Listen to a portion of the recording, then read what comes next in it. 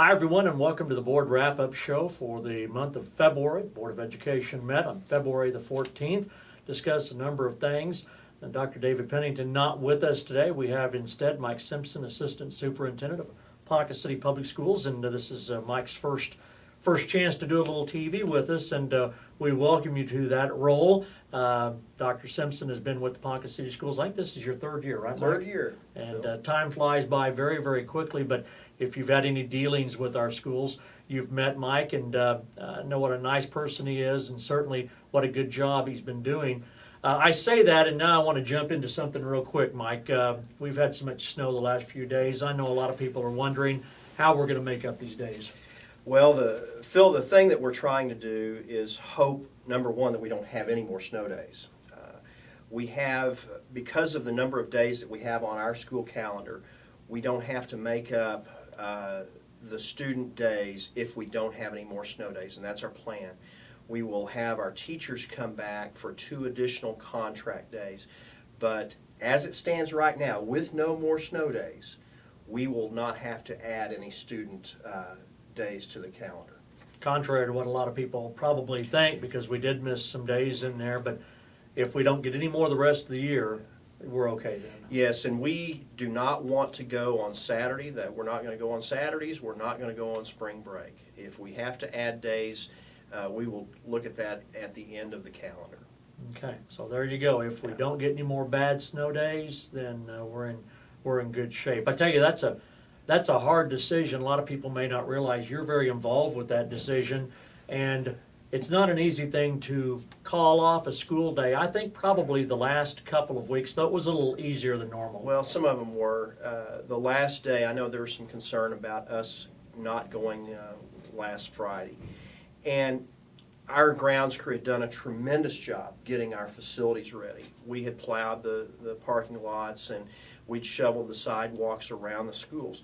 But the problem was there were sidewalks leading up to the schools that either kids would have had to walk in 13 inches of snow or walk in the street. And I didn't feel comfortable doing either of those options. And so that's the main reason that we had to close school on that Friday. And I really wanted to have school. I know a lot of people wanted to have school because we were all getting cabin fever. But having a grade school student walk through that much snow to get to the building from their neighborhood just wasn't feasible. And obviously for people in town where it was a little easier to maneuver, but you have so many students that are transported in that come in from rural areas, and you have to think about everybody and not just the people that may live in the regular student or school areas of our community. There's a lot of moving parts to it. There really are. And we had driven all of the bus routes, and we had a couple of areas that we knew were going to be big problems, but we were working through that.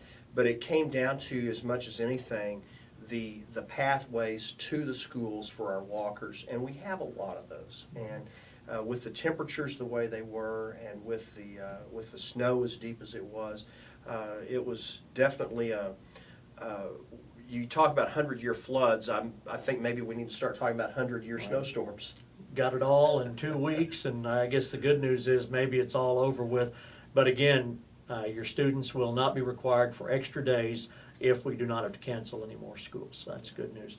You wear a number of hats here, as those of us in the media that know how Mike and some of the inner workings of the school system. You wear a number of hats, but one of those that's most fascinating is you're responsible for the district's buildings and a lot of the projects, the building projects. And I really want you to kind of talk about what's going on right now and what you're doing to look to the future of the Ponca City Schools, Mike. Well, we convened a committee of 17 or 18 people that are from the community. Each school was represented along with our director of the Ponca City Development Authority, the publisher of the newspaper, the director of the Ponca, and several other people. And what we wanted to do was get the community input on what we need as a district for our facilities. And so in order to do that, we took about 3 months of their time in the evening, and we went through each building. We had each building principal take us through their building and talk about what the needs are for their building. And then we toured some facilities that are just fairly close to us in Stillwater, that are new facilities that would address some of the needs we had already identified. And then we got back together and we tried to prioritize what we want to build in Ponca City over the next 5 to 10 years.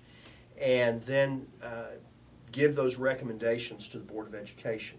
And that's what we presented last night. I made the presentation, then we had some comments from one of our committee members as well. So, not only current, but future projects. What are some of those future projects, Mike? Well, one of the things that we talked about is district-wide, initiatives. And these district initiatives were, I wanted, as administrators, we'd love to do all these. Right.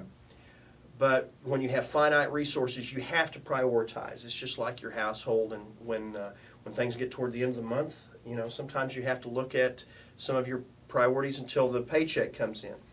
And the number one item was technology. Okay. I think that when we talked about the goals for our district and the mission, and we revised some of those things, but it involves creating a 21st century learning environment. You have to have technology to do that. It's not free. And so we believe that the technology is the number one overriding initiative. And then the next part of this was security. Many of our buildings were built before the advent of the insecure school. You know, let's be honest, the rules changed with Columbine and with school intruders and things like that. And so we want to make sure that we're doing everything we can to be progressive, to have a safe environment for our students. And then the other part of this was accessibility for our ADA for some of our older buildings. We have some great buildings that were built before the Americans with Disabilities Act came into play, and so they were not built to those standards, and we want to try to have a goal of moving toward making all of our buildings accessible for handicapped students or parents or patrons. And while there may not be a need for a student today, if you wait until there is a need, then it's too late. And so you need to address that in advance. And then, when we get to the items at our elementary schools, it was interesting. I looked back, my predecessor, Dr. Serber, had left me some good notes on the last time they had convened this committee. And one of the goals was to eliminate the portable classrooms at our elementary schools. We have some portable classrooms at Trout and at Woodlands. And that was the number one overriding goal for this group that we had this year as well. And so we want to try to work toward that. Also adding classrooms at Lincoln Elementary. And, you know, the public perception is that we continue to lose students in this district, and it's really not the truth.